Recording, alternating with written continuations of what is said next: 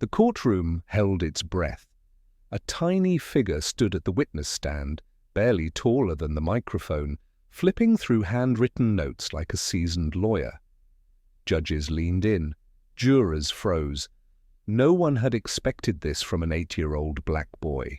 But what shocked them most wasn't just his legal brilliance, it was the question he asked that silenced the room and exposed something far more uncomfortable than they were ready to face.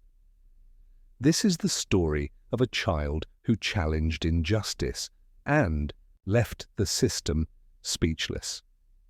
Welcome, story lovers. Where are you watching from? Comment your city. 8-year-old Malik Thompson was no ordinary kid. With a stack of law books instead of comic books beside his bed, he'd spend hours copying courtroom phrases from old documentaries. Living in a quiet suburb of Atlanta with his single mother, a paralegal who always encouraged his curiosity, Malik's world was simple: school, homework, and dreams of becoming a judge. His teachers marveled at his vocabulary. His classmates didn't always understand him, but they liked his calm, thoughtful nature.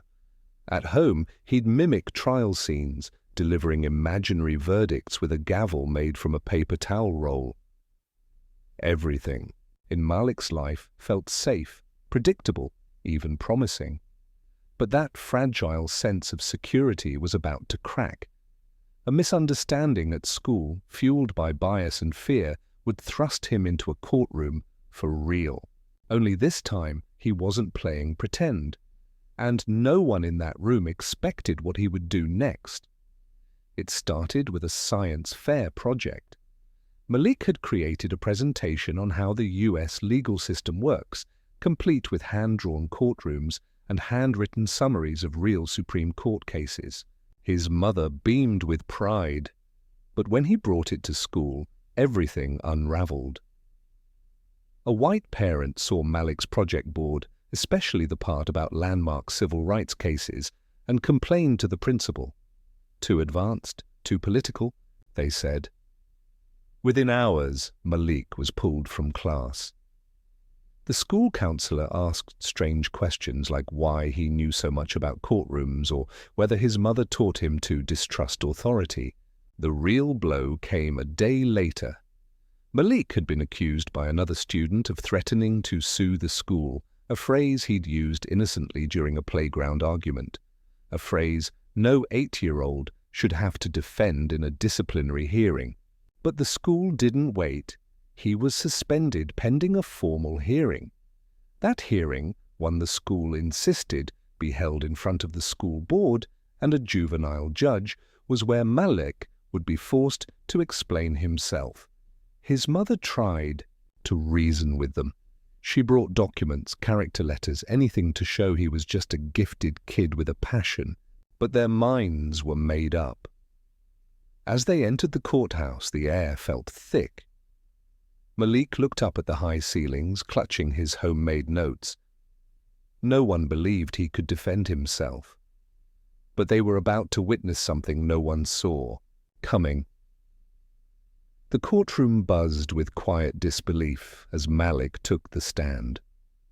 His feet dangled from the witness chair, barely touching the floor, but his voice, steady, precise, commanded the room.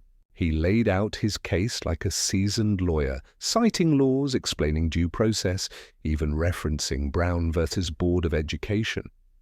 The judge leaned forward. The school board members exchanged nervous glances, but it was his final line that pierced the silence. If learning the law is wrong, then maybe the rules were never meant to protect kids like me. Gasps echoed. A stunned silence fell. Even the opposing attorneys sat speechless.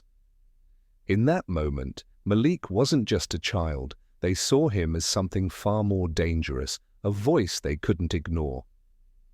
Dear audience, if you're enjoying the story, don't forget to give it a like. It really helps. Thanks for watching. Subscribe to our channel for more powerful stories. The judge dismissed the case. The school quietly lifted Malik's suspension, never issuing an apology. But the damage was done, and so was something greater. Malik's quiet courage made headlines. Civil rights groups reached out. His story became a rallying cry for gifted black children silenced by systems that fear their brilliance. At just 8 years old, Malik had exposed something deeper. That knowledge in black hands is often seen not as promise, but as a threat. He went back to school with his head high, but forever changed.